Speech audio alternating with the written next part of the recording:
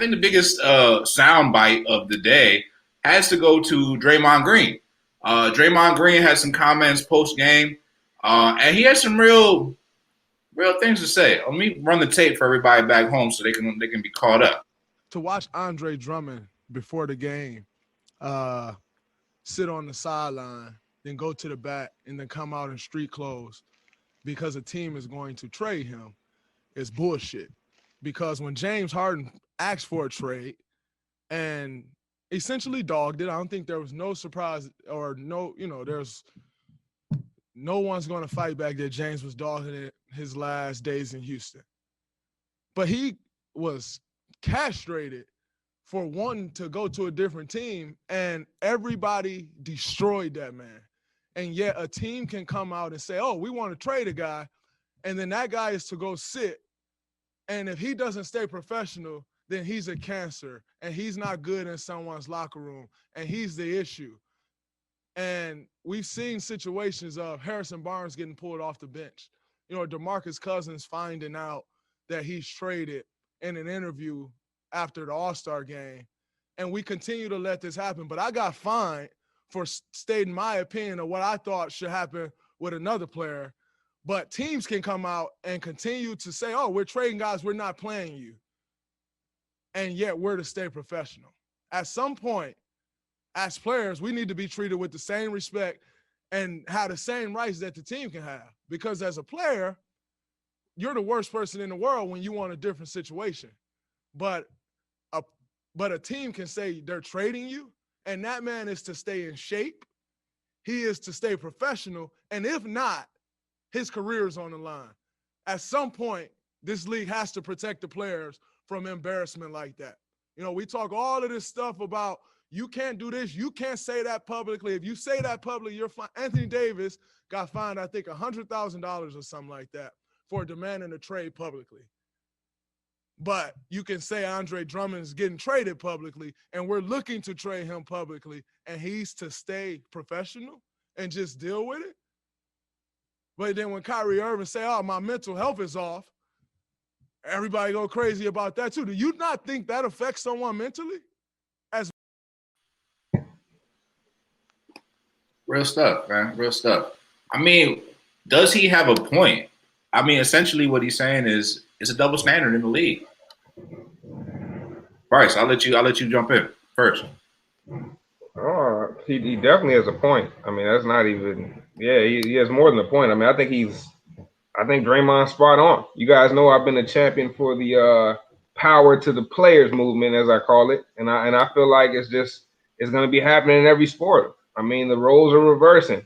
The guys with the power, the guys that actually are the reason we're watching are getting the power they deserve. And I think we've seen it, start to happen in the NBA first. It started to happen in football a little bit more. And I think as guys start to realize how much power they can really wield over these owners if they band together and if they so choose to, I think we'll see a lot more things like this. We'll see a lot more guys speaking up. And not only that, we'll see a lot less repercussions for guys speaking up. See, there was a time where speaking up could kind of get you, blackballed, or could kind of get you under the radar, kind of get you stigmatized, right? But nowadays, I mean, more and more people are starting to understand what it is. And I think it's becoming more and more acceptable for the players themselves to speak out on issues. And as that continues to happen, man, we'll get to a day where it's like the players are running the league, literally. And I look forward to it. Like I said, man, power to the players. I'm 100% with it. Yeah, I think he was pretty spot on. Rome, what do you think? I agree with Draymond to an extent. I mean, so he made a ton of good points. One of the points that stuck out to me was the point he made about James Harden. And everybody could tell that James Harden was mailing it in. We talked about it on the show, you know what I mean? And I think one point that he mentioned is professionalism.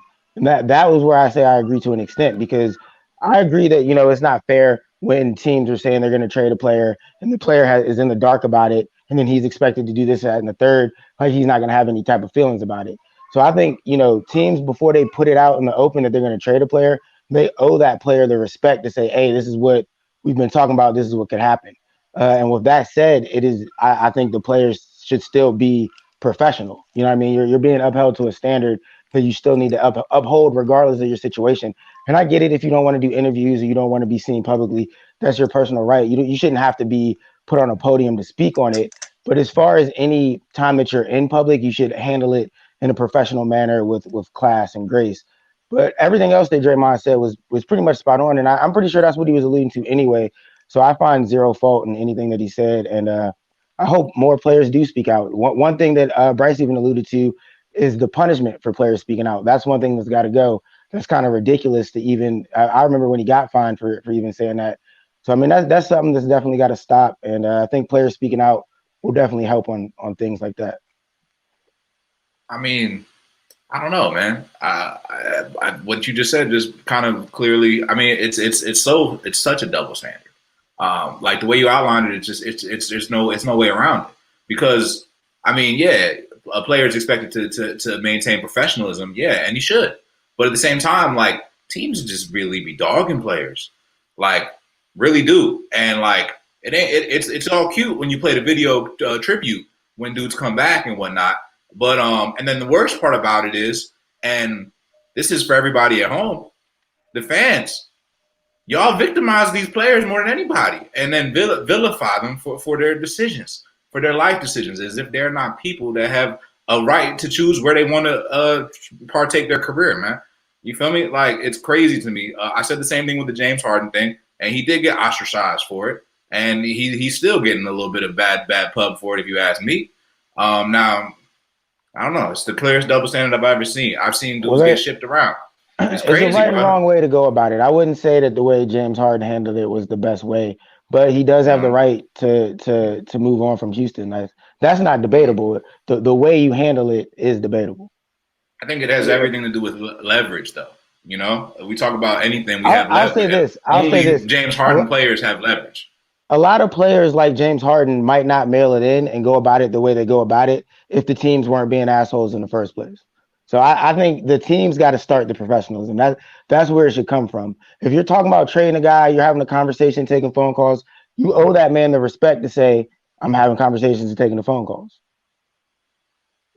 Yeah, that's fact. I think another side to it is, you know, the fact that you always got these players being vilified. You know what I mean? Whether if it's like by the team itself or if it's by the media, it's like if a player decides to do something to kind of, you know, want to opt out or to not want to play for a team, to try to force their way out of a city.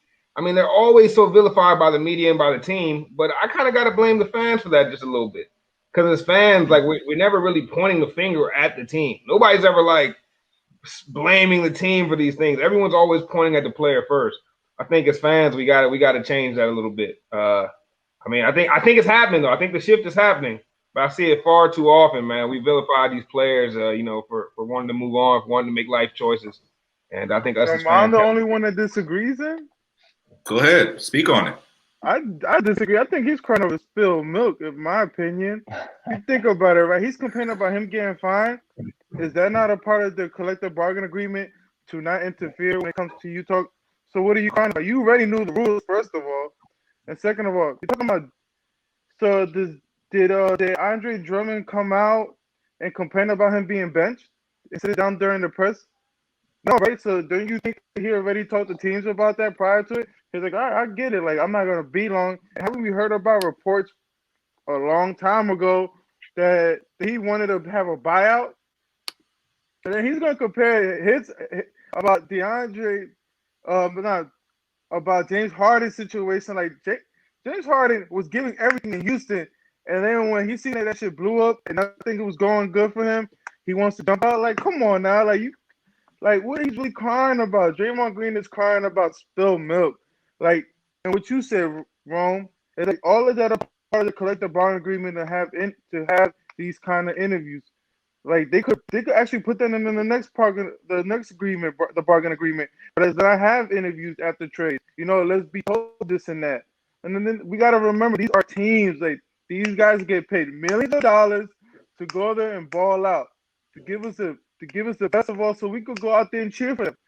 It's just vice versa. Once they're not giving them all, so we don't give those players none of our attention as well. So my man is really crying about spilled milk. Like, what is he really crying about? Because teams are going to be teams. Like, this is never going to change. Where teams are never going to tell you where you're going in and out, because teams are trying to keep secrets so they can get the better deal. Like, what team is going to expose? Look at what happened to the Bucks. I believe they wanted the player during the I can't remember the player that Giannis wanted, and then he switched out and opted out, went to another team. Like, this is why they have these rules and these regulations. Like, no one could lose to nothing. Because what the league feared is that day that LeBron James teamed up with Miami, and the team does not want none of this to happen again. So, like, Draymond Green is crying about spilled milk. Come on now. He exactly what T said. He mad about KD bouncing. Like, what is you? Come on now, Duke. Gee, I can't believe you just cited the collective bargaining agreement in the conversation against me. That's ridiculous. Yo, I mean, it's real easy to say he's crying over spilled milk when spilling milk. Yeah, it's easy. It's easy when you to say maybe spilled milk. You just go clean that shit up, man. When Draymond Green spills milk, it costs $100K per word. Man, it's like Hov said in that new song, man. To these contracts, you can't say what's real nowadays, man. People get censored. People getting fined out. $100K real quick. You think he's not getting fined for that? Come on, man. It's crazy. Come on. I mean, he's not out. One Players thing gonna I make take over their power. They got power. They're gonna take advantage of it, whatever way they can. Yeah, I mean, you got to be professional though. The whatever way you can is definitely where I draw the line. You got to stay professional. You got fans that invest money into you. The fans are the reason that you're making all these millions of dollars. So honestly, like, if they decide to stop supporting you, I mean, you got to have their support to get the money. Like, that's what it is. I agree they should be professional because that's in the best interest of their brand moving forward. Being unprofessional is bad for your brand, period, bro. So do you think James Harden hurt or helped his brand leaving Houston? James Harden's play speaks for itself. It hurt his brand. I think he hurt his brand and he helped himself. But more power. Whatever. It doesn't matter what your brand is when you put up those kind of numbers every night. You're gonna find a job. You know what I'm saying? He's all right. He's gonna be all right. He ain't hurting. Trust me. Like, we're crying over James Harden. He's winning. Like, if he's this winning. I can see, now. Like, come on now. How about like for eight Cousins? Like, Cousins was a team that teams would trade him because he was a toxic to the locker room, and this has been proven. Like, the man couldn't stay there. Like, he finally partnered up with his old college boy in Houston and was looking good. But prior to that, like, teams were like, quick, let him go. They're like, all right, like, he isn't that guy. Like, I can see if it's like an all-star player like you're crying this about, but we talking about bench players. Bench players, come on now. If players want more leverage, then they need to get more involved in their contract talks. Man. Don't let your agent handle it and then be surprised when you can't do this or you got to do that. Like, get more involved in what's going on with your contract if you really want the leverage. Then maybe you don't have to gain weight like James Harden did. Nah, James Harden finessed him. James Harden definitely finessed him. Y'all work for the union or something, man? Y'all the feds, man? What's going on, man? What's wrong with y'all, man? These guys are crying about spilled milk, man. Come on now. Hey, man, come on. They're going to talk and trade us. They're talking behind our backs. Like, come on. Like, look what he's saying. Like, my man is really talking about how teams are talking behind their backs and is upset about it. Like, come on. Yeah, I mean, in that context, I feel you, G. But, when you think about it, like, if it was you at your job and they would just talk about trading you to Milwaukee, we about to send G to Milwaukee next week. Yeah, it's all cute. You wouldn't be happy, but if I knew what I signed up for, because I put in the non-trade clause, like, what's going to happen. That's why you have players that throw that in. Like, you can't trade me. Like you're not going to trade me because you want to trade me. Like, you're not going to do that. That's why you throw that in there. And that's why I said you got to be at the negotiation table. I know where they can trade me. They can't trade me more than 25 miles. I ain't going to Milwaukee. I already know my contract. I encourage everybody at their place of employment. Know the rules. Know the rules. Yeah, it is. Man, what does that mean, though? That don't mean nothing because what people that go read their contract. What are you going to do? Oh, I don't like this in the contract. I'm not signing it. Okay, bye. But I mean, that's the end of your employment. I feel like, well, like you said, when you're James Harden, you can negotiate your contract a little better than me or G. So. Yeah, are the players tired of the actual way that the NBA has been for 100 years now? Like, it's been a certain way The teams are the teams. They can trade you. They sign free agents. This is what happens. And now it's like guys are like, hey, I don't like this trading stuff no more. It's like, I don't know, man. We kind of losing like the whole sports, like the rubric, the blueprint. Yeah, what blueprint is that? Cats getting drafted and picked and selected to their owners or masters. I'm just saying. What blueprint is that? Yeah, man. But Come on, that's it's a not stretch, like that, bro. nigga. That's a reach. Yeah. Like that's a multi-level reach. Like, are we comparing the system of sports and drafting players to slavery now? Oh, Bruh. I don't know.